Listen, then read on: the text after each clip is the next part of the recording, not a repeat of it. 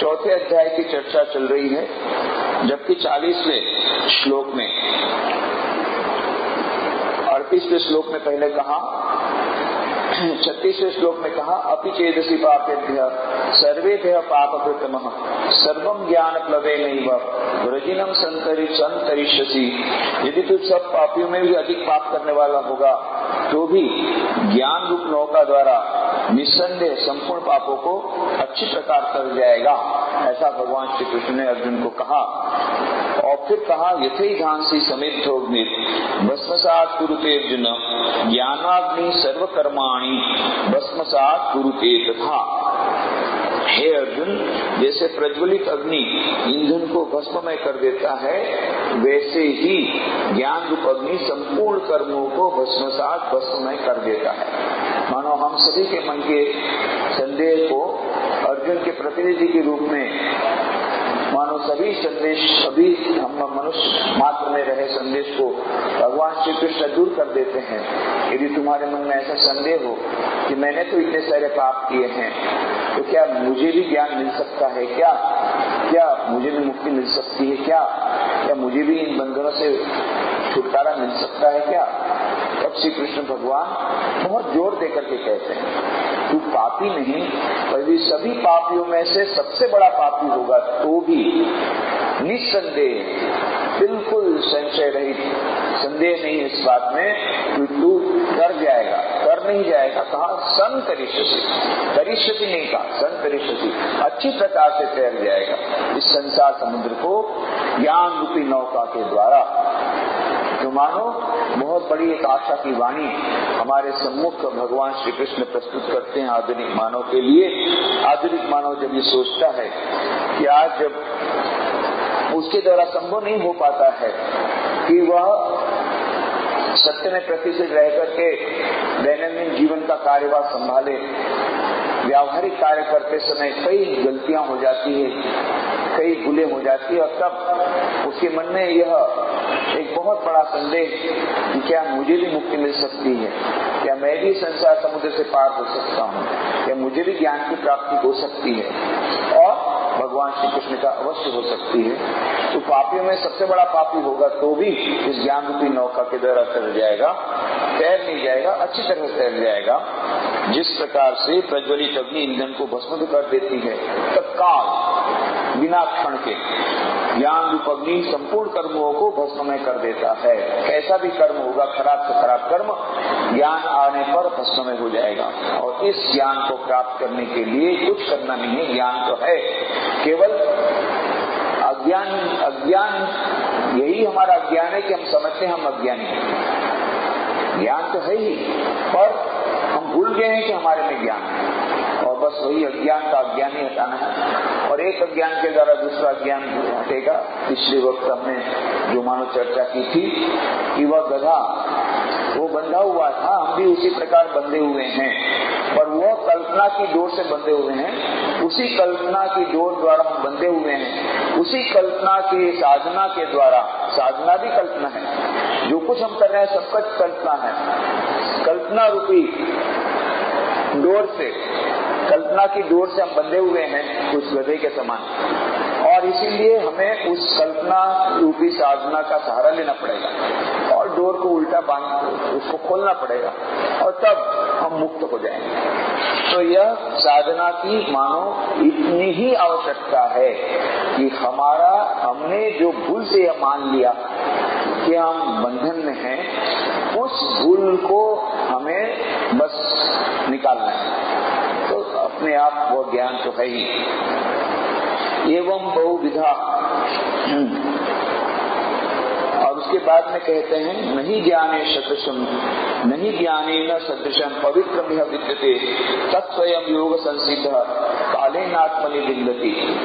इस संसार में ज्ञान के समान पवित्र करने वाला निस्संदेह कुछ भी नहीं है। उस ज्ञान को कितने काल से कालेनात्मनि विन्दति, अपने आप उस योग संसिद्ध, योग के द्वारा अच्छी प्रकार सिद्धांतकरण हुआ पुरुष आत्मा में अनुभव करता है। यहाँ पर योग का क्या अर्थ होता है वो भी हमने देखा। और काले न क्यों कहा, कितने काल में, इसकी विस्तृत चर्चा हमने पिछले समय की कि कोई इसकी गारंटी नहीं कि एक दिन में होगा। एक दिन में हो सकता है, एक जन्म 1000 जन्म भी हो सकते हैं, पर हमें धैर्यपूर्वक साधना करनी पड़ेगी काले न, परंतु होगा अवश्य। प्रत्येक को वह उसकी सिद्धि प्राप्त होगी। काले नात्मनि विन्दति, कभी न कभी होगी, पर वो साधना पर आधारित रहता है। हमने पतंजलि योग सूत्र पर आधारित वो श्लोक को कहा था, या पतंजलि कहते हैं कि यह जो सिद्धि प्राप्त होती है वह अवलंबन करती किस प्रकार की साधना हम करते हैं। तो यम साधन कम सिद्धि, जैसा कि हमारे शास्त्र में कहा गया और फिर पतंजलि योग सूत्र में कहा गया, तीव्र संवेगानाम आसन्न मृदु मध्यादि मात्रत्वात् ततोपि विशेष, अर्थात जिनके साधन की गति तीव्र है उन्हें शीघ्र सिद्धि मिल जाती है। साधन की हल्की मध्यम और उच्च मात्रा के अनुसार योगों की सिद्धि में भी भेद हो जाता है। तो परंतु काले न, काल में वह हमें अवश्य प्राप्त होगा। और प्रणिपात और जो कहा गया था, प्रणिपात आदि के बारे में कहा गया, और यहाँ पर कहा गया श्रद्धावान लभते ज्ञानं तत्पर संयतेन्द्रियः। वहाँ पर जिस प्रकार से कहा गया था उपदेश्य जिते ज्ञानम, तो वहाँ पर कहा गया प्रणिपात आदि, प्रणिपात करना चाहिए और परिप्रश्नेन सेवया, ये 3 बाह्य लक्षण दिए गए। और यहाँ पर कहा गया 3 लक्षण, वो अंतर लक्षण बताए। श्रद्धा होनी चाहिए, तत्पर होना चाहिए, उत्साही होना चाहिए और संयतेन्द्रिय। 3 प्रकार के अंतर की भी आवश्यकताएं मानो यहाँ पर बताई भगवान ने। वहाँ पर बाह्य गुण बताए, यहाँ पर अंतर के गुण बताए। इसीलिए आदि शंकराचार्य कहते हैं प्रणिपातादि तु बाह्य अनेकांतिक अपि भवति मायावित्वाद अधिसंभवात न तो तत् श्रद्धावत स्वादौ इति एकांततो ज्ञान लब्ध उपाय। कहने का मतलब प्रणिपात आदि तो बाह्य, दंडवत प्रणाम आदि जो उपाय हैं वे तो बाह्य हैं, और मायावी इति आदि संभवात न तो तत् श्रद्धावत्वादो इति एकांततो ज्ञान उपलब्ध उपाय। मतलब दंडवत प्रणाम आदि जो उपाय हैं वे तो बाह्य हैं और मायावी अथवा कपटी मनुष्य द्वारा भी किए जा सकते हैं। बाहर से कोई बता सकता है, बहुत कई लोग ऐसे होते हैं बाहर से बहुत ऐसा प्रेम बताएंगे मानो एक्टिंग करना जानते हैं, अंदर से तो गाली देते रहते हैं। तो बाहर से बताते हैं ओह हम तो आपके लिए बहुत केयर करते हैं, बहुत कर्ज करते हैं। इसी प्रकार से ये मायावी जो रहता है वह बाहर से प्रणिपात भी करेगा, प्रणिपात माने बहुत लंबा प्रणाम करेगा, साष्टांग प्रणाम भी करेगा, और फिर सेवा भी करेगा, पक्षंपी भी करेगा, फिर सेवा भी करेगा, प्रणिपात भी करेगा, और साथ साथ में समिधा के बदले बहुत अच्छी मिठाई और बहुत सारे गिफ्ट दिलाएगा। और बाद में जब गुरु सो जाएंगे तब छुरी लेकर के उसका गला काट करके उसकी सब संपत्ति ले जाएगा। ऐसे भी तो कई लोग रहते हैं मायावी, बाहर से पैसा दिखाते जनमानु बहुत श्रद्धा हो, और भीतर में वह उसका अलग ही कुछ रूप रहता है। तो आदि शंकराचार्य कहते हैं कि बाह्य लक्षण मात्र कहने से नहीं चलेगा, इसलिए भगवान श्री कृष्ण ने तुरंत 3 अंदर के लक्षण भी जोड़ दिए। तो बाहर के लक्षण कोई भी बता सकता है नहीं, और 3 लक्षण चाहिए, अंदर के लक्षण बताए। श्रद्धा होनी चाहिए गुरु के प्रति, केवल श्रद्धा से नहीं होगा, तत्पर होना चाहिए, उत्साही होना चाहिए और इंद्रिय संयमी होना चाहिए। ये 3 लक्षण और होंगे तब जाकर के वह शिष्य बनेगा, तब जाकर के वो ज्ञान उसे प्राप्त होगा।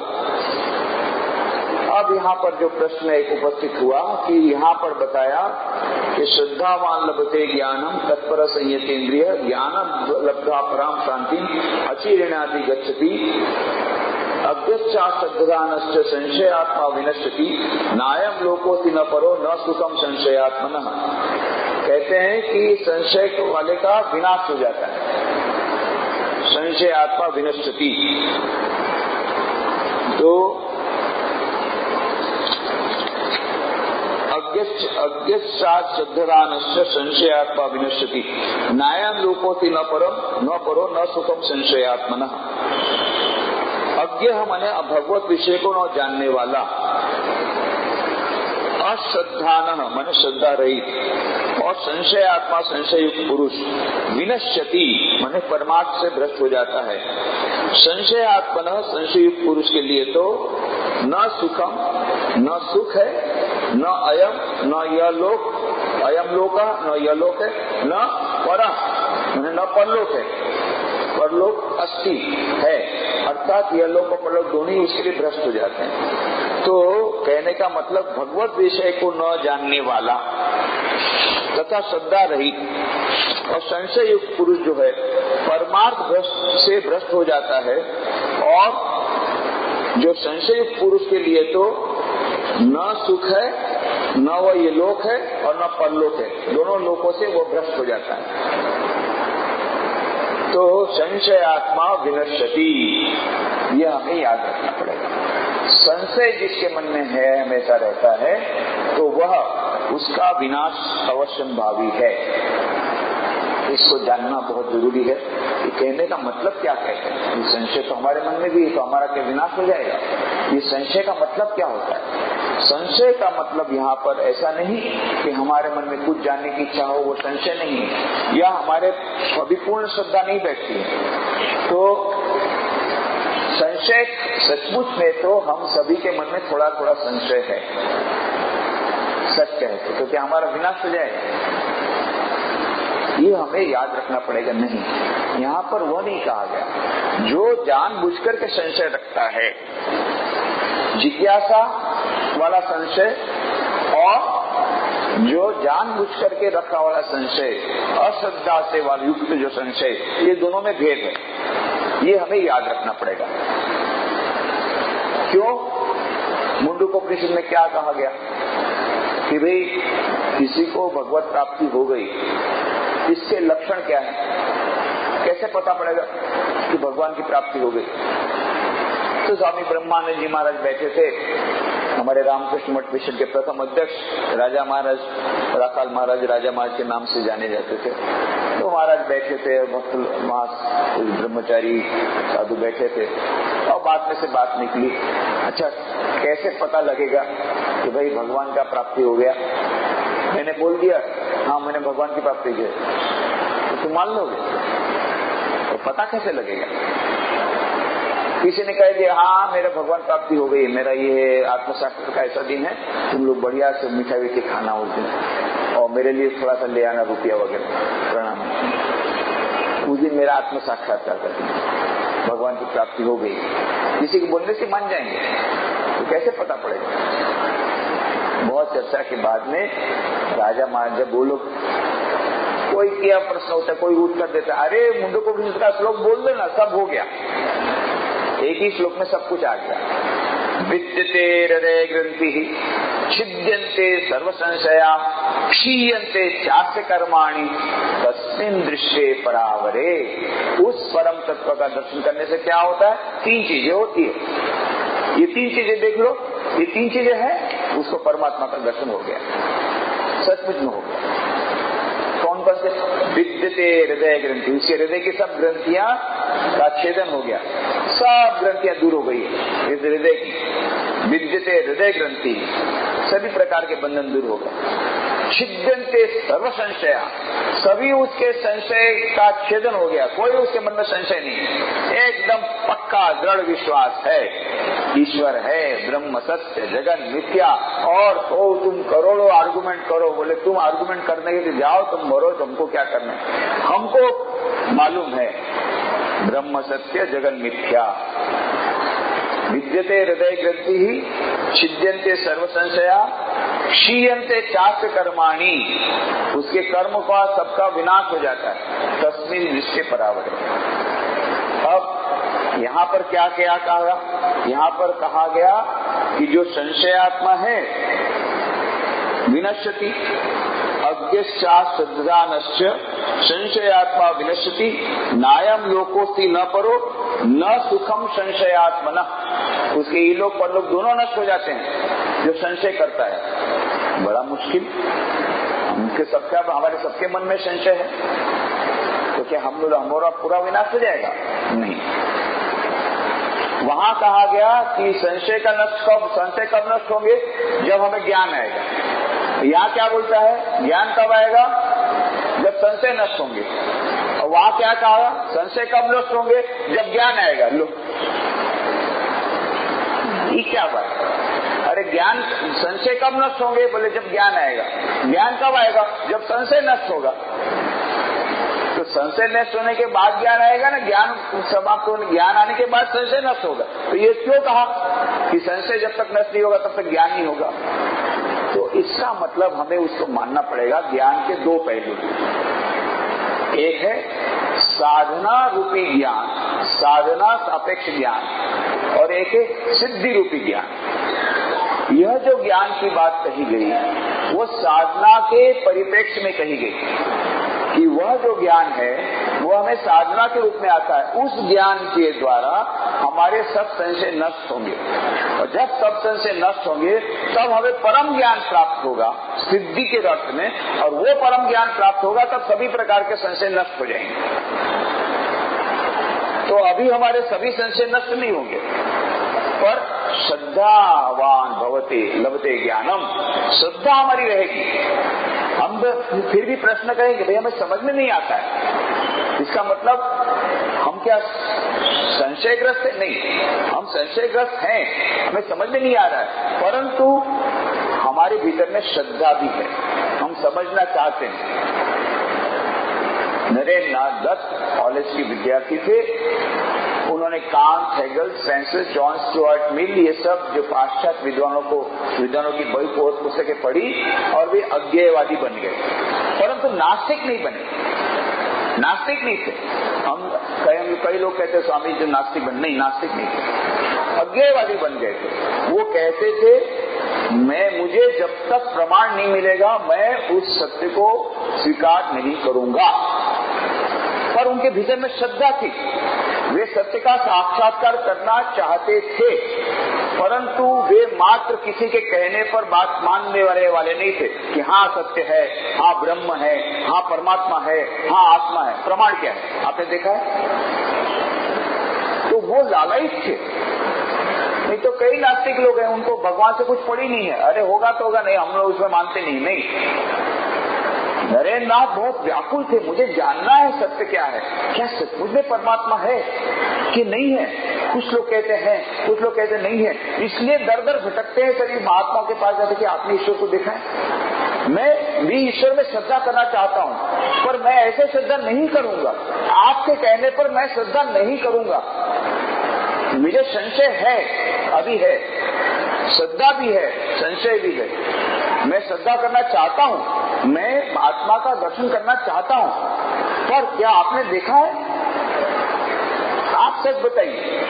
तो कहने का मतलब उसकी जिज्ञासा बहुत ही तीव्र थी, और इसीलिए जब श्री रामचंद्र ने कहा मैंने दर्शन किया है, तो उन्होंने मान नहीं लिया और अस्वीकार भी नहीं किया।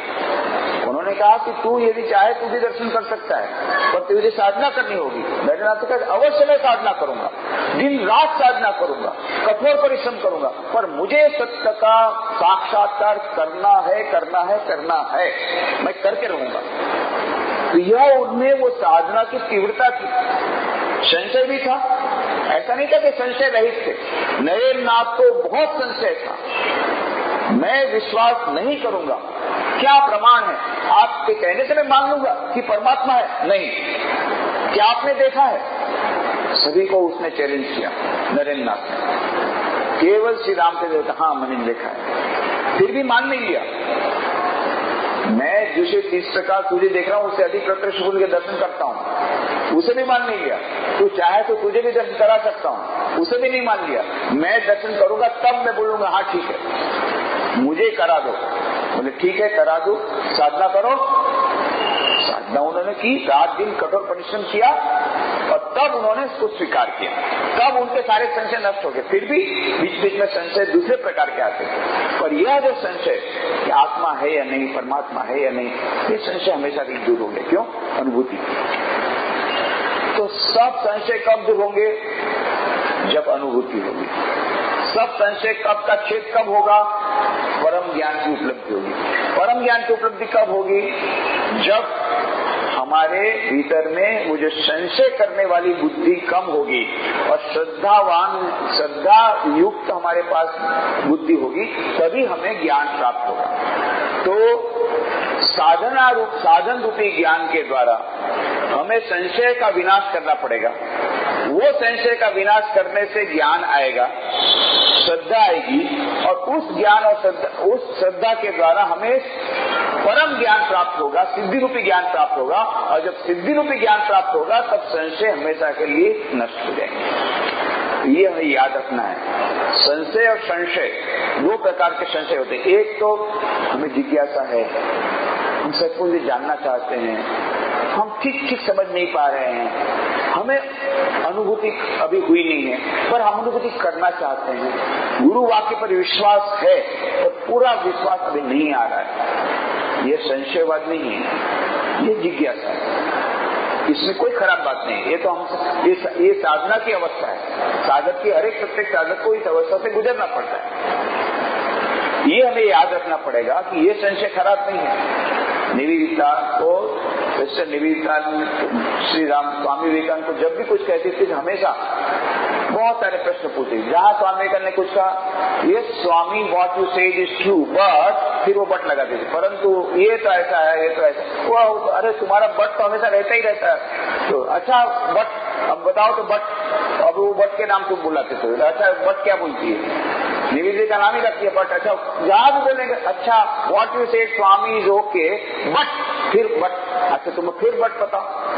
इतना प्रश्न पूछती थी। ये सब निवेदिता करे क्यों तुम इस प्रकार से स्वामी जी के साथ इस प्रकार से लड़ाई झगड़ा करती रहती हो हमेशा। तब निवेदिता ने कहा होगा शायद स्वामी जी को कि इस प्रकार से सभी मुझे कहते no no no you are doing the right thing, तुम ठीक कर रही हो। I thought with my master for long 6 years and that is why I know every inch of the way now. मैं अपने गुरु के साथ 6 साल तक मैंने लड़ाई की, मैंने मान नहीं लिया, हर समय लड़ता रहा। उसका फायदा क्या हुआ? अब मैं साधना का हर एक कदम जानता हूँ। ऐसे यदि हम लोग ग्रहण कर लिया, हाँ कुछ लोग के पास ऐसी श्रद्धा भक्ति रहती वो ग्रहण कर सकते हैं, पर कुछ लोग जो रहते हैं वो ज्ञान मार्गी, वो सब कुछ परखना चाहते हैं। पर ये जो परख करके जिन्होंने अपने आत्मसात कर लिया वही बाद में गुरु बन सकते हैं। क्यों?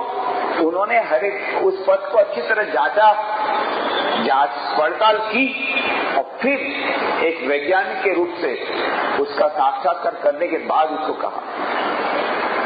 और फिर स्वामी जी ने कहा let no one regret that he was difficult to be convinced. कोई किसी को इस प्रकार का पश्चाताप करने की जरूरत नहीं है कि मुझ में संशय है। नहीं, संशय रहेगा जब तक पूर्ण ज्ञान की प्राप्ति नहीं होगी, अनुभूति नहीं होगी, तब तक संशय रहेगा। रहने दो। और साथ साथ में श्रद्धा भी रहनी चाहिए कि मैं सत्य का साक्षात्कार करना चाहता हूँ। यह जो अभिलाषा, यह तत्परता, यह व्याकुलता, साथ साथ में श्रद्धा, यह सब रहेगा तो अवश्य ज्ञान की प्राप्ति होगी। तो यह हमें भेद याद रखना पड़ेगा कि यह जो संशय, ये कौन से प्रकार का संशय? कोई व्यक्ति है उसका हर एक बात में संशय रहता है। उसको पीने का पानी दिया, उसको अच्छी तरह देखता, अच्छा ये पीने का पानी है, और कौन सा पानी है भाई? नहीं भाई ये पीने का पानी है। पीने का पानी तो समझा ये कॉर्पोरेशन का पानी है न कहाँ का पानी है? कॉर्पोरेशन का पानी। यदि कॉर्पोरेशन का पानी का रिपोर्ट लाओ तो कितना वो TDS वाला है, वो कितना TDS, उतना डॉक्टर का रिपोर्ट लाओ, उसमें कितना TDS, ये कॉर्पोरेशन का कल वाला रिपोर्ट लाओ। अरे कल का ही रिपोर्ट बोल रहा हूँ। नहीं कल का, ये तो परसों का रिपोर्ट है। कल का रिपोर्ट में TDS कितना बताया? अच्छा डॉक्टर वाला, डॉक्टर ने कितना प्रिस्क्राइब किया, कितना TDS होना चाहिए, ये पूरा बताया। अच्छा इसमें कुछ कीड़ा नहीं पड़ा? अच्छा ये कितना खुला रखा था ना ढक के रखा था? नहीं 5 मिनट पहले खुला, 5 मिनट पहले खुला ना 10 मिनट पहले खुला, देखो इसमें कुछ कीड़ा विड़ा तो नहीं है। वो संशय, उसको हमेशा संशय रहेगा। पानी पीने के पानी में भी संशय। अच्छा खाना बनाया तो खाना कब बनाया, वो ठंडा तो नहीं हो गया, उसे कुछ कीड़ा तो नहीं पड़ा, कुछ मक्खी गिर गई थी क्या? अरे मक्खी तो गिरी थी 3 साल पहले, अभी भी रोज मक्खी तुमको मिल रही है। 3 साल पहले एक बार मक्खी गिर गई थी, तो अभी रोज वो यही पूछा, अच्छा मक्खी तो नहीं गिरी ना? संशय, उसको हर एक बात में वो संशय, कोई भी कुछ बोल रहा, अच्छा इसका क्या, क्यों ऐसा होगा, हर एक बात में उसको संशय रहता है। ऐसे संशयात्मा जो रहते हैं उसके बारे में कहा गया संशयात्मा विनश्यति। पिछले वक्त भी हमने कहा, वो नौकर को बोला अच्छा वहां पर जाओ, जाकर के दवाई ले आओ। अच्छा वो खड़ा रहा, अरे क्यों खड़ा क्यों है? नहीं मैं सोच रहा हूँ कि दवाई की दुकान खुली होगी कि नहीं। अरे खुलने का ही टाइम है, अभी तो खुल जाती सुबह 8 बजे, 8 बजे में 7:30 बजे खुल जाती। नहीं खुली भी होगी तो जो दुकान का मालिक है वो आया होगा कि नहीं? हाँ वो आ जाता है, आ जाता नहीं, पर वो आया होगा नहीं आया होगा तो अच्छा उसको ये डॉक्टर के हैंडराइटिंग उसको समझ में आती कि नहीं? वो सभी संशय यहाँ उसको हर एक बात में संशय हो रहा है उसके द्वारा। तब तक वो पेशेंट मर जाएगा, वो अपना इसी प्रकार से सोचता रहेगा कि उसको ये होगा कि नहीं, उसका ये होगा कि नहीं, तब तक वो पेशेंट मर जाएगा, वो दवाई लेने नहीं जाएगा। वो संशय आत्मा विनश्यति, वो भी खुद मरेगा, दूसरों को भी मारेगा। तो इसलिए कहा गया यहाँ पर जो संशयात्मा विनश्यति, वो ऐसे व्यक्तियों के बारे में कहा गया जिनके भीतर में बिल्कुल श्रद्धा नहीं है। ऐसे व्यक्तियों के लिए नहीं जो जानना चाहते हैं, अभी अनुभूति नहीं है और श्रद्धा है, गुरु वाक्य में श्रद्धा है और श्रद्धा पूर्वक उपासना करना चाहते हैं, पर अभी पूरा संशय गया नहीं। क्यों? अभी अनुभूति नहीं है। पर ऐसे लोगों को हम संशयात्मा विनश्यति नहीं है, ये संशय तो तब तक रहेगा, कब जाएगा? जब ज्ञान की प्राप्ति होगी तब संशय जाएगा। और ज्ञान कब प्राप्त होगा? जब संशय जाएगा। संशय कब जाएगा? जब ज्ञान की प्राप्ति होगी। तो अभी ज्ञान की प्राप्ति मतलब साधन ज्ञान की प्राप्ति के लिए पहले हमें संशय निकालना पड़ेगा। ये साधन ज्ञान की जब हमको मिल जाएगा तब श्रद्धा मिल जाएगी। श्रद्धा सहित हम साधन ज्ञान के द्वारा जब साधना करेंगे तब हमें परम ज्ञान जो मिलेगा, तब हमारे संशय सभी हमेशा के लिए दूर हो जाएंगे। तो ये दो स्टेजेस को हमको याद रखना है। कभी कभी हम लोग इसमें ये कर देते हैं, इसीलिए हमारे मन में द्विधा आ जाती है। बहुत सुंदर एक सुभाषित है संस्कृत में, अज्ञ सुखम आराध्य सुखतरम आराध्य विशेषज्ञ ज्ञान लव दुर्विदग्धम ब्रह्मापि तम नरम न रंजयति। अर्थात जो अज्ञानी है, कुछ भी नहीं जानता, उसे सिखाया जा सकता है। एकदम अज्ञानी है, कोई कहेगा भाई मुझे कुछ नहीं मालूम, तो उसको सिखाया जा सकता है। अज्ञ सुखम आराध्य सुखतरम आराध्य विशेषज्ञ, और जो विशेषज्ञ है, विशेष रूप से जानता है, उसे संकेत मात्र से ही सिखाया जा सकता है। कोई बिल्कुल कुछ नहीं जानता, एकदम स्लेट खाली है, क्लीन स्लेट, कुछ भी नहीं लिखा, तुरंत उसे लिखा जा सकता है। कोई बड़ा बोले मेरे को कुछ भी नहीं मालूम, ठीक है, कुछ भी नहीं मालूम, और तुम्हें मालूम है कि तुम्हें कुछ नहीं मालूम? हाँ मुझे मालूम है कि मुझे कुछ नहीं मालूम, तब तुमको सिखाया जा सकता है। परंतु और जो विशेषज्ञ है, जानता है और सचमुच में जानता है कि वो जानता है और सचमुच में जानता है, विशेषज्ञ है, उसको तो बहुत सरलता पूर्वक बताया जाए, संकेत मात्र से उसे समझाया जा सकता है। परंतु ज्ञान लव दुर्विदग्धम ब्रह्मापि तम नरम न रंजयति, पर थोड़ा सा ज्ञान पाकर दुर्विदग्ध यानी अभिमानी हो गया है, उसे तो साक्षात ब्रह्मा भी प्रसन्न नहीं कर सकता। साक्षात Brahma. Little knowledge is dangerous, अंग्रेजी में भी कहा हुआ है। No knowledge not dangerous, full knowledge welcome, little knowledge is dangerous. जिसको थोड़ा सा ज्ञान हो गया, थोड़ा सा ज्ञान हुआ और फिर उसे ऐसा भ्रम हो गया कि मैं सब जानता हूं, तब मुश्किल। अब उसको कोई समझा नहीं सकता, उसका कप फुल है। जैसे हमने कहा जैन स्टोरी में, गुरु ने कहा भाई पहले कप खाली करके लाओ, तब मैं उसमें चाय डाल सकता हूं, तुम्हारा तो कप भरा हुआ है। तो जो समझता है कि मुझे ज्ञान प्राप्त हो गया है, उसे कभी समझाया नहीं सकता। जो सोया हुआ है उसे उठाया जा सकता है, कुंभकर्ण को भी उठाया जा सकता है। ढोल नगाड़े बजा बजा के, हाथी उसके सिर पर चला चला के, कैसे भी करके कुंभकर्ण के समान यदि कोई निद्रा में होगा उसको भी जगाया जा सकता है। पर जो सोने का ढंग कर रहा है उसको ब्रह्मा भी नहीं जगा सकता, वो तो ढोंग कर रहा है। उसी प्रकार से जो अज्ञानी है, कितना भी अज्ञानी होगा, उसको समझाया जा सकता है। और जो ज्ञानी है उसको अच्छी तरह समझाया सकता है, और जो थोड़ा सा ज्ञान जिसको मिला है उसको ऐसा हो गया कि मैं सब जानता हूं, संशयात्मा है, उसको सभी बातों में संशय होता है, उसको कोई नहीं समझता। इसीलिए कहा गया संशयात्मा विनश्यति, उसको श्रद्धा ही नहीं है, वो ये जानना ही नहीं चाहता कि बाहर भी कुछ मिल सकता है। वो ये समझता है कि मैंने जो जान लिया बस, मुझे और कोई जानने को शेष नहीं है, अब मैं गुरु बन के सबको सिखाऊंगा। और वो जो अधकचरा, वो जो थोड़ा सा ज्ञान है, उसी को लेकर के वो डिस्ट्रीब्यूट करना शुरू करता है। बाद में दोनों जाकर के कुएं में गिर के मरते हैं, गुरु और शिष्य। अंधे नैव नियमाना यथांधा। तो ये एक अंधा जैसे दूसरे अंधे को लेकर के दोनों जाकर कुएं में गिरते हैं, उसी प्रकार से आजकल के सब गुरु हैं। ये सबसे ज्यादा डेंजरस, बहुत भयंकर, कि खुद थोड़ा सा ही जानते हैं और समझ गए कि हमने बहुत जान लिया, अब हमको जानने का शेष नहीं है। तो ये बहुत ज्यादा भयानक, उनको किसी प्रकार से समझाया नहीं जा सकेगा, जिनको ऐसा भ्रम हो गया कि हम सब जानते। इसलिए ऐसे लोगों के बारे में कहा संशयात्मा विनश्यति। इसलिए हमको डरने की बात नहीं है, अरे हमको तो कभी कभी संशय होता है ईश्वर के बारे में, परमात्मा के बारे में, ये तो होगा। जब तक कि उस परम ज्ञान की प्राप्ति नहीं होगी, अनुभूति नहीं होगी, तब तक बीच बीच में शंका आएंगी। पर गुरु के वाक्य में श्रद्धा है या नहीं? गुरु के वाक्य में यदि श्रद्धा रही, एक न एक दिन हमें अनुभूति होगी। यदि ये श्रद्धा रही और इस प्रकार की तत्परता रही तो चिंता करने की कोई बात नहीं। यह हमें याद रखना पड़ेगा। तो कई लोग इस वाक्य से डर जाते हैं, अरे बाबा हमारा तो कोई संशय है तो हमारा तो विनाश हो जाएगा। अज्ञश्चात् सद्घ्राणस्य संशयात्मा विनश्यति, नायं लोकोऽस्ति न परो न सुखम संशयात्मनः।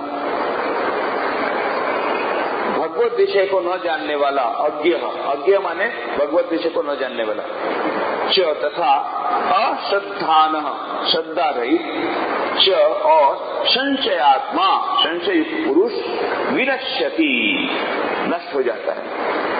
संशयात्मना संशय पुरुष के लिए तो न सुखम न अयम न परलोका, मतलब न तो ये लोक है न परलोक है, न सुख है, अर्थात वह लोक और परलोक दोनों ही उसके लिए भ्रष्ट हो जाते हैं।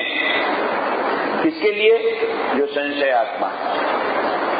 एक साधक एक संत के पास गया, संत के पास जाकर के उसने कहा कि मुझे बहुत बड़ी चिंता हो गई। क्या हो गया? बोले मेरा तो विनाश निश्चित है, मेरा विनाश निश्चित है। क्यों? क्या भाई ऐसे निराश क्यों हो रहे हो? नहीं, आज मैंने गीता में पढ़ा, श्लोक पढ़ा कि संशय आत्मा विनश्यति, इसलिए अब तो मेरा विनाश निश्चित है। और बहुत दुखी हो गया कि मेरा तो विनाश निश्चित है, क्योंकि मुझे तो संशय रहता है और मुझे तो बीच बीच में इस प्रकार संशय आते हैं, ऐसे मेरा विनाश निश्चित है। तब उस संत महात्मा ने पूछा, क्या सचमुच में तुम मानते हो कि तुम्हारा विनाश निश्चित है? बोले हाँ, मुझे मन में लग रहा है कि मेरा विनाश निश्चित है। क्यों?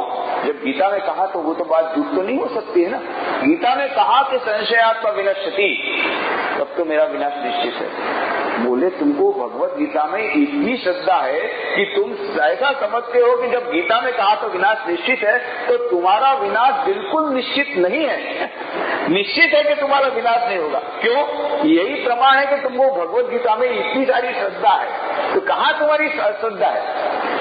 यदि तुम अश्रद्धा करते इस वाक्य में भी, तुमको तो भगवत गीता पर इतनी अधिक श्रद्धा है कि जब उसने कहा गया संशयात्मा विनश्यति, तो मेरा विनाश तो निश्चित है, इतनी अधिक तुमको निराशा हो गई। तो सचमुच में तुम्हारी श्रद्धा तो बहुत अधिक है, तुम्हारा कभी विनाश नहीं होगा। कहने का मतलब यह है कि हमें निराश नहीं होना है। आएगा कभी कभी संशय, कब तक आएगा? जब तक परम तत्व की प्राप्ति नहीं होगी, तब जब परम ज्ञान की प्राप्ति हो गई, परम अनुभूति हो गई, तब विद्यते हृदय ग्रंथि छिद्यन्ते सर्व संशया क्षीयन्ते चास्य कर्माणि तस्मिन् दृश्ये परावरे।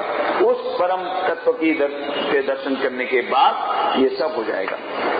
फिर कहते हैं योग संन्यस्त कर्माणम ज्ञान संचिन्न संशयम आत्मवंतम न कर्माणि निबध्नन्ति धनंजय।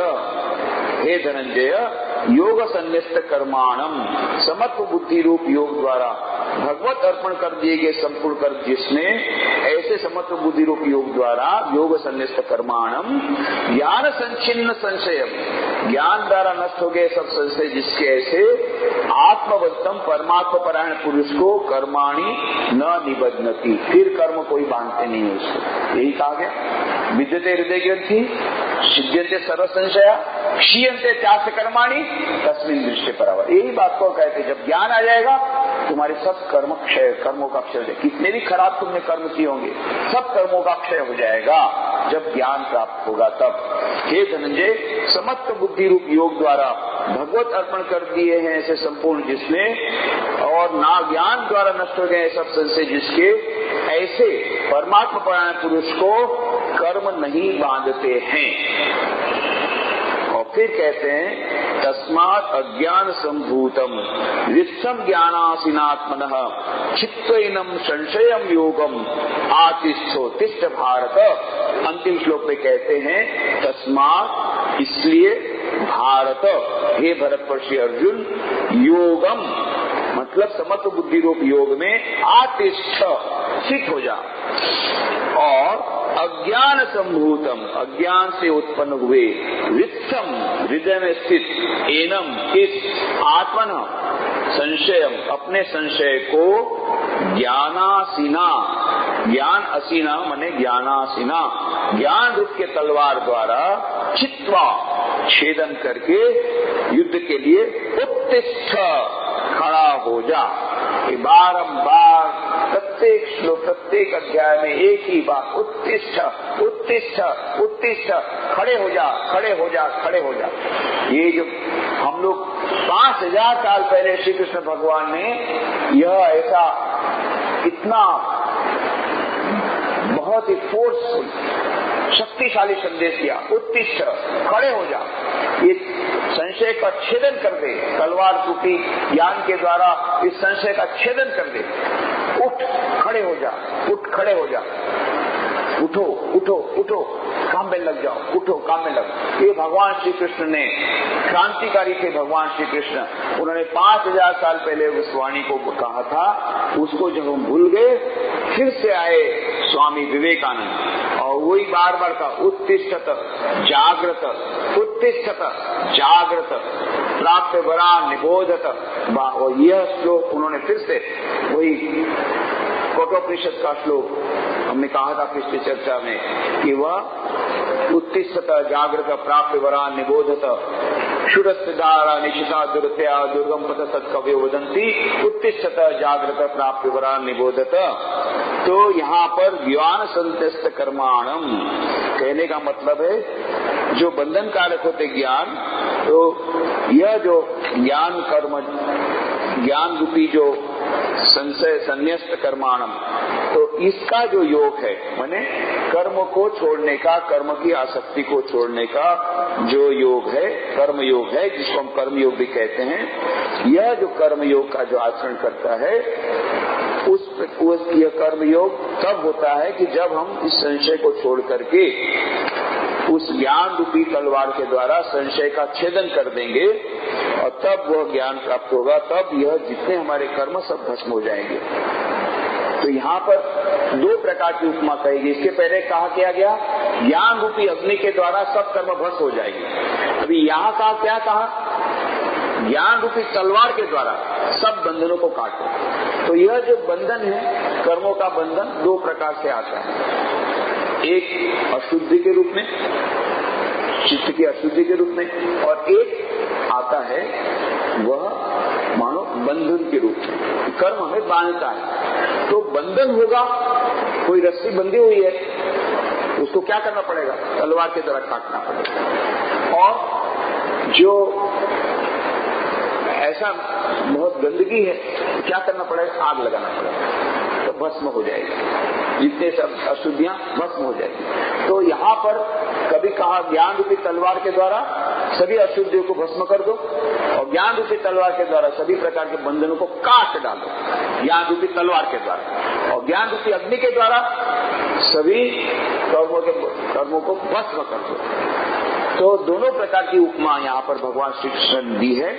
तो यहाँ पर यही कहा गया कि अपने भीतर में जो तुम्हारे भीतर में जो संशय है, उस संशय को तुम काट डालो, किसके द्वारा?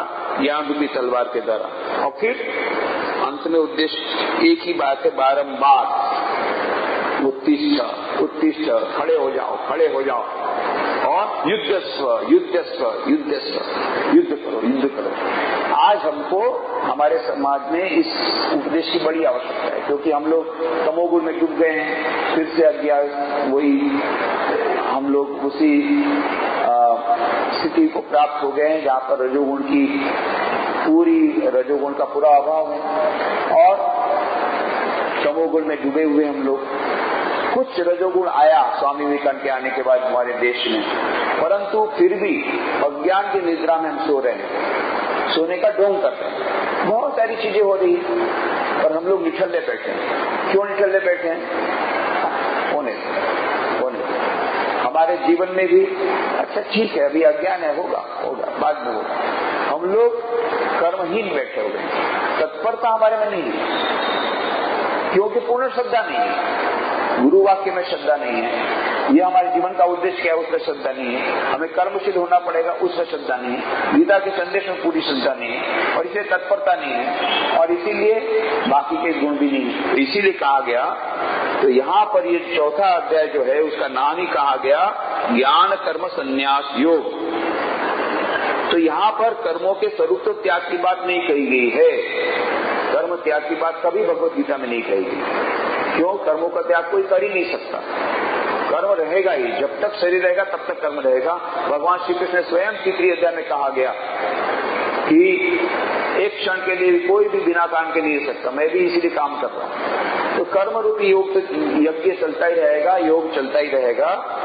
तो यहाँ पर भी ज्ञान कर्म संन्यास योग की जो बात कही है वो इसलिए कही गई कि यह ज्ञान के द्वारा हमारा जब अज्ञान दूर होगा तो कर्म में जो जहर निहित है, बांधने का जहर, बांधने की उसकी जो वह कर्म जो बांधता है उसकी जो खराबी है, वो खराबी कैसे नष्ट होगी? जब वो ज्ञान आएगा, और ज्ञान के द्वारा हम उस संशय को नष्ट करेंगे और अज्ञान को दूर कर देंगे, और उस ज्ञान के द्वारा हमारा जो कर्म है वो कर्म योग बन जाएगा। तो ज्ञान कर्म संन्यास योग, ज्ञान के द्वारा जो कर्म का संन्यास मतलब कर्मों का त्याग नहीं, पर कर्मों के फल का त्याग, ये कब आएगा? जब हमको सच्चा ज्ञान प्राप्त होगा। तो ज्ञान की प्राप्ति के बाद जो कहा गया, कैसा योग है वो? ईश्वर के साथ मिलने का ऐसा योग, कैसा उपाय जिसमें कर्म संन्यास है। ये कर्म संन्यास का मतलब बाह्य कर्म संन्यास नहीं है, भीतर का कर्म संन्यास। श्री रामचंद्र ने कहा था, देखो तुम लोग गृहस्थ हो, तुम्हारे लिए बाह्य त्याग करने की आवश्यकता नहीं है, तुम लोग भीतर से त्याग करना, तो त्याग करना आवश्यक है। तो त्याग करने का मतलब होता है कर्म का त्याग नहीं करना है। तो त्याग किस चीज का करना है? त्याग कर्म के प्रति आसक्ति का, और कर्म के फल के प्रति आसक्ति का त्याग करना है। यह हमें खास याद रखना है कि हमारा जो सनातन धर्म है वो बहुत पॉजिटिव है, नेगेटिव नहीं, पॉजिटिव है। वो ये नहीं कहता कि सब छोड़ दो, ये नहीं कहता कि ये सब त्रिकाल में, तीनों काल में मिथ्या है, नहीं। वो ये कहता है कि यह सब कुछ जो है वो क्षणभंगुर है, आज है कल नहीं है। ये तो बात सच है, आज है कल नहीं। तो क्या करें? उस परम तत्व को प्राप्त करने के लिए उस क्षणभंगुर के द्वारा ही, जो क्षणभंगुर संसार में जो हम जो काम कर रहे हैं उस कर्म को पूजा में परिणित करके उसके द्वारा उस परम तत्व को प्राप्त कर लो। संसार से भागने की आवश्यकता नहीं, नो एस्केपिज्म। कुछ लोग एस्केपिस्ट हो जाते हैं, भाग जाते हैं, इसके विरुद्ध में है, स्वामी विवेकानंद इसके विरुद्ध में है, श्री कृष्ण भगवान इसके विरुद्ध में है, श्री रामकृष्ण के विरुद्ध में है। रामकृष्ण वचनामृत जो लोग पढ़ते देखा होगा, शुरू में ही एकदम प्रारंभ में, कथामृत के प्रारंभ में ही श्री रामकृष्ण कहते मास्टर महाशय मेहनत गुप्त को देखो, प्रताप आया था, प्रताप चंद्र राजा, तो बोले घर में उसकी बीवी और बच्चे हैं, उनको गांव में छोड़ करके आया है, उनको ससुराल, अपने ससुराल भेजिए, मतलब उनको मायके भेज दिया, उनको खिलाएंगे और दूसरे लोग, और खुद बाबा जी यहाँ पर आकर के साधन भजन करेंगे, और बीवी बच्चों को कौन संभालेगा, दूसरे लोग संभालेंगे। मैंने बहुत डांट कर उसको भगाया उसको यहाँ से। यहाँ तुम अन्न जो खाते हो, कुछ काम नहीं करोगे, बैठे बैठे दूसरों की निंदा करोगे, और जो अन्न रासमणी ने साधुओं के लिए है वो अन्न तुम ग्रहण करोगे, और वहां बीवी बच्चे बेचारे दुखी रहेंगे। ये कौन सा प्रकार का धर्म है तुम्हारा? हाँ, तुमने विवाह नहीं किया रहता, इसीलिए हमारे रामकृष्ण मिशन में किसी गृहस्थ को हम लोग नहीं लेते, शादी के बाद किसी को ग्रहण नहीं करते। तो गृहस्थ आश्रम बहुत बड़ा आश्रम है, संन्यास आश्रम जिसको लेना है वो पहले से निश्चित कर लो। जब एक बार गृहस्थ आश्रम लिया तो गृहस्थ आश्रम में रहो, वो भी एक बहुत बड़ा आश्रम है। गृहस्थ आश्रम में रहते रहते भी ईश्वर की प्राप्ति हो सकती है। जब एक बार गृहस्थ आश्रम में गए तो पत्नी है, बच्चे हैं, उनका पालन, उनको पालना पोषना, उनकी देखरेख रखना, ये तुम्हारा प्रथम कर्तव्य है। कर्तव्य कर्म से भाग करके जो साधना करना चाहते हैं, ईश्वर की प्राप्ति करना चाहते हैं, अतो नष्ट ततो भ्रष्ट, उनके दोनों लोग नष्ट होंगे, ये लोग भी नष्ट होगा, परलोक भी नष्ट होगा, दोनों लोग नष्ट होंगे, यही कहा गया। तो क्या करना पड़ेगा? संसार में रहते रहते सभी कर्मों को करते करते ज्ञान कर्म संन्यास योग, पहले तो उस श्रद्धा द्वारा संशय को दूर करते हुए उस साधन रूपी ज्ञान को प्राप्त करना, उस साधन रूपी ज्ञान के द्वारा फिर से संशय को दूर करना, फिर संशय को दूर करके उस परम ज्ञान को प्राप्त करना। वो जो परम ज्ञान प्राप्त हुआ तब हमेशा के लिए संशय दूर हो जाएगा। अंतिम स्थिति जब प्राप्त हो जाएगी तब तक हमें क्या करना पड़ेगा? साधन ज्ञान का सहारा लेना पड़ेगा। साधन ज्ञान क्या है? हमको ने खुद को हमारी खुद की अनुभूति नहीं है कि हमारे भीतर परमात्मा हमने देखा नहीं, परंतु हाँ हमको मालूम है कि कुछ महात्मा हैं जिनको मैं जानता हूँ, कभी झूठ नहीं बोले। उन्होंने कहा हाँ मैंने परमात्मा के दर्शन किए हैं। श्री रामकृष्ण को झूठ बोलने की क्या आवश्यकता थी? श्री रामकृष्ण को झूठ बोलने की क्या आवश्यकता थी? तो उन्होंने स्वामी विवेकानंद को जब कहा हाँ मैंने परमात्मा का दर्शन किया, तो बात तो सच लगती है। इसका रिपोर्टिंग किसने किया? स्वामी शारदानंद जी ने लीला प्रसंग पुस्तक लिखी, उसने ही लिखा। तो शारदानंद जी ने कुछ गड़बड़ तो नहीं की लिखने में? नहीं। उनको झूठ लिखने से क्या फायदा? उन्होंने प्रारंभ में ही कहा कि एक भी बात इसमें ऐसे नहीं है जिसका मैंने क्रॉस वेरिफिकेशन नहीं किया। वेरिफिकेशन नहीं, क्रॉस वेरिफिकेशन। कोर्ट में क्रॉस वेरिफिकेशन को ज्यादा सम्मान देते हैं। आपने कहा हमने वेरिफिकेशन कर लिया, पुलिस ने रिपोर्ट दे दिया वेरीफाइड, नहीं, क्रॉस वेरिफिकेशन। दो विटनेस एक साथ उस घटना पर साथ वहां पर थे, दोनों ने एक ही प्रकार का बयान दिया, तब आपका केस स्ट्रांग बन गया। तो स्वामी शारदानंद ने कहा हमने क्रॉस वेरिफिकेशन करने के बाद उस किताब को लिखा। उन्होंने लिखा, उन्होंने जाना। स्वामी विवेकानंद ने उनको कहा कि हाँ मुझे श्री रामकृष्ण ने कहा था, मैंने ईश्वर को देखा। इतना ही नहीं, अभी भी एक कैसेट है उपलब्ध है, आप कैसेट अभी इंटरनेट पर भी आपको मिल जाएगी। स्वामी अभेदानंद जी, आप गूगल सर्च करिए, गूगल सर्च में जाकर जाइए। स्वामी अभेदानंद जी महाराज ने रामकृष्ण देव की जन्म शताब्दी थी 1936 में, तब वो जीवित थे। सौभाग्य से स्वामी अभेदानंद जी उस समय जीवित थे, रामकृष्ण देव के साक्षात शिष्य, जो कि अमेरिका में अधिक वर्ष रहे, बाद में भारत में आए थे। तो श्री रामकृष्ण के अंतरंग शिष्य स्वामी विवेकानंद के गुरु भाई स्वामी अभेदानंद जी महाराज ने ऑल इंडिया रेडियो में आकाशवाणी में अपना एक लेक्चर दिया था मंगलम। उस लेक्चर में उन्होंने कहा हमने हमने स्वयं, उनका आवाज आपको मिलेगा, अपनी आवाज में कहते हैं, आमरा निजे श्री रामकृष्ण देवर मुखे सुनिया छिलाम। वो पुरानी बंगला में कहा है, उसने लेक्चर दिया कि हमने उस समय अपने स्वयं अपने कानों से एक बार नहीं कई बार श्री रामकृष्ण देव से सुना कि जो राम थे, जो कृष्ण थे, वही इस बार रामकृष्ण के रूप में आए। तो इसी प्रकार से यह मानो डॉक्यूमेंट्री एविडेंस। तो हमको तो स्वयं खुद को उपलब्धि नहीं हुई है, पर हमको श्रद्धा है कि स्वामी शारदानंद जी महाराज ने कभी झूठ नहीं बोला। तो उन्होंने लीला प्रसंग किताब जो लिखी है, उसकी ओरिजिनल मैन्युस्क्रिप्ट, मान लो किसी को लगा हो भाई जिसने छापने वाले को उसने कुछ अपना डाल दिया होगा, ओरिजिनल मैन्युस्क्रिप्ट रखी हुई, ओरिजिनल मैन्युस्क्रिप्ट देख लो। इतनी अश्रद्धा हो, इतना संशय हो, तो ठीक है, जा करके उद्बोधन भवन में जा करके ओरिजिनल मैन्युस्क्रिप्ट देख लो कि शारदानंद ने खुद ने एडिट में लिखा है कि नहीं कि हाँ मुझे स्वामी विवेकानंद ने कहा था। उसमें उन्होंने लिखा था कि श्री रामकृष्ण देव ने स्वामी विवेकानंद को कहा, हाँ मैंने ईश्वर को देखा है। और स्वामी विवेकानंद ने स्वयं श्री रामकृष्ण का सुना। तो मैंने अपने गुरु के पास से सुना कि हाँ, उन्होंने अपने गुरु के पास से सुना था कि सचमुच में स्वामी विवेकानंद को श्री रामचंद्र ने कहा था, मैंने दर्शन किया। तो श्री रामकृष्ण झूठ नहीं बोलते थे, स्वामी विवेकानंद झूठ नहीं बोलते थे, स्वामी शारदानंद जी झूठ नहीं बोलते थे, मेरे गुरु भी झूठ नहीं बोलते हैं। क्यों झूठ बोलेंगे? इसलिए मुझे श्रद्धा है कि नहीं, ईश्वर है, परमात्मा है, परमात्मा के दर्शन हो सकते, परंतु मुझे दर्शन नहीं हुए तब तक मैं पूरा नहीं मानूंगा। ठीक है, इतनी श्रद्धा तो है ना कि हाँ ये लोग झूठ नहीं बोलते थे, ये होना तो चाहिए, परंतु पूर्ण श्रद्धा भी नहीं आ रही, बीच बीच में संशय आ रहा है। वो कब जाएगा? विद्यते हृदय ग्रंथि छिद्यन्ते सर्व संशया क्षीयन्ते चास्य कर्माणि तस्मिन् दृष्टे परावरे।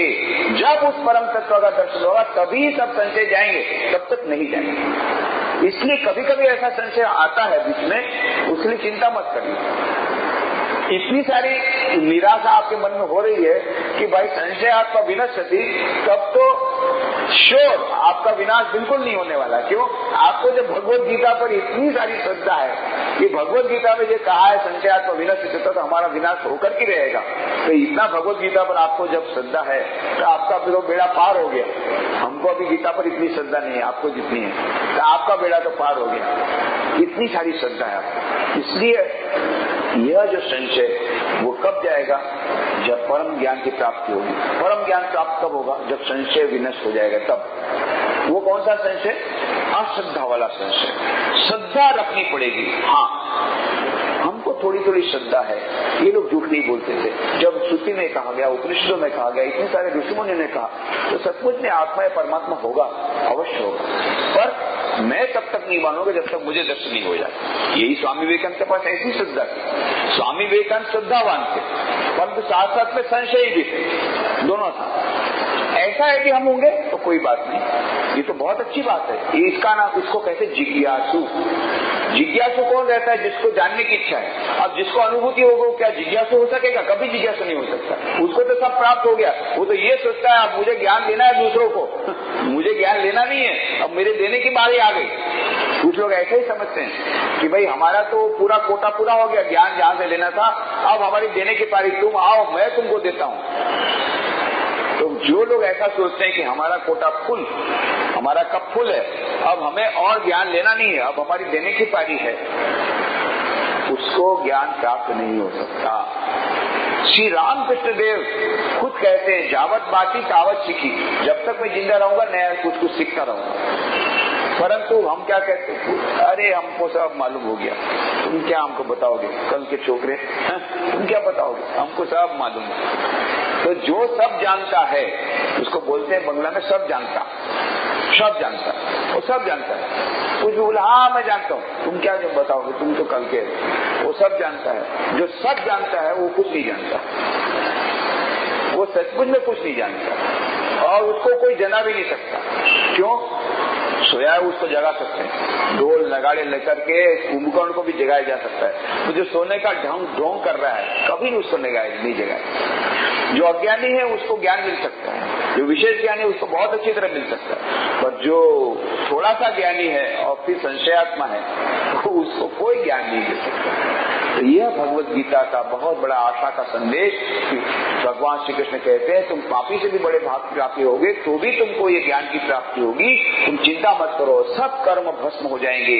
कर्म तो करना ही पड़ेगा, कभी कभी बुरे कर्म हो जाते हैं, अच्छे कर्म हो जाते हैं, वो सब कर्म भस्म हो जाएंगे जब ज्ञान आएगा तब, और उस ज्ञान की प्राप्ति के लिए हमें लग जाना पड़ेगा। उत्तिष्ठ, श्री कृष्ण भगवान कहते उठ जाओ, उठो और काम में लग जाओ, साधना में लग जाओ, संशय को छोड़ो और श्रद्धावान होकर के उस ज्ञान को प्राप्त करो। जब ज्ञान को प्राप्त करोगे तो सभी संशय हमेशा के दूर हो जाएंगे। अभी काम चलाओ श्रद्धा, ये शब्द मैं व्यवहार करता हूँ, ठीक है, श्रद्धा नहीं, काम चलाओ श्रद्धा, काम चलाओ श्रद्धा, संशय है फिर भी काम चलाओ श्रद्धा, काम चलाओ श्रद्धा अभी तो है, हाँ भाई हो सकता है, नहीं भी हो सकता है, काम चलाओ श्रद्धा। श्री रामकृष्ण के पास एक वकील आया करते, एक वकील आया, बोले आपने कहा कि तुम ऐसा करो, भगवान से प्रार्थना करो। अरे भगवान में श्रद्धा नहीं है तो प्रार्थना कैसे करेंगे? आप बोलते भगवान से प्रार्थना करने से सब बेड़ा पार हो जाएगा। अरे भगवान है कि नहीं उसी में मुझे संदेह, और कैसे हम प्रार्थना करेंगे? तब श्री राम के कहा अच्छा ऐसा करो, तुम ऐसे प्रार्थना करो, हे भगवान यदि तुम हो, लगाओ ब्रैकेट लगाओ, हे भगवान इफ यू एग्जिस्ट, यदि सचमुच में तुम हो और यदि तुम मेरी प्रार्थना सुन रहे हो तो मेरी प्रार्थना सुनो, इतने में तो तुमको हर्ज नहीं है। बोले हाँ, वकील ने कहा इससे हर्ज नहीं। ये वकील की भाषा में बताया ना श्री रामकृष्ण ने, एकदम उसको गले बोला ये ठीक है, इसमें बिल्कुल ठीक है। यदि हे भगवान तुम हो और यदि मेरी प्रार्थना सुन रहे हो तो मेरी ये प्रार्थना स्वीकार करो। उसके बाद अपनी प्रार्थना बोल दो, फिर वो स्वीकार होगा तो प्रार्थना स्वीकार करेगा। ये प्रार्थना तो बोली, इसमें हमको कोई प्रॉब्लम नहीं, ये प्रार्थना मैं कर सकता हूँ, तो चलो यही प्रार्थना करो। श्री रामकृष्ण के पास प्रत्येक प्रश्न का समाधान है। वकीलों के साथ वकील की भाषा में बात करते हैं, डॉक्टर के साथ डॉक्टर की भाषा में बात। ये श्री रामकृष्ण का अद्भुत ये प्रश्नोत्तरी। तो भगवान श्री कृष्ण ये भी भवरोग वैद्य हैं, तो बिल्कुल चिंता मत कर, ज्ञान रूपी नौका द्वारा तुम अच्छी तरह से तैर जाएगा, ज्ञान रूपी अग्नि के द्वारा सबको भस्म कर दे और ज्ञान रूपी तलवार के द्वारा सब कर्मों के बंधन को काट डाल। उठो, जागो, काम में लग जाओ, साधना में लग जाओ। अत्यंत आशा की वाणी भगवान श्री कृष्ण हमें देते हैं इस माध्यम से, और ये चौथा अध्याय यहाँ हम समाप्त करते हैं।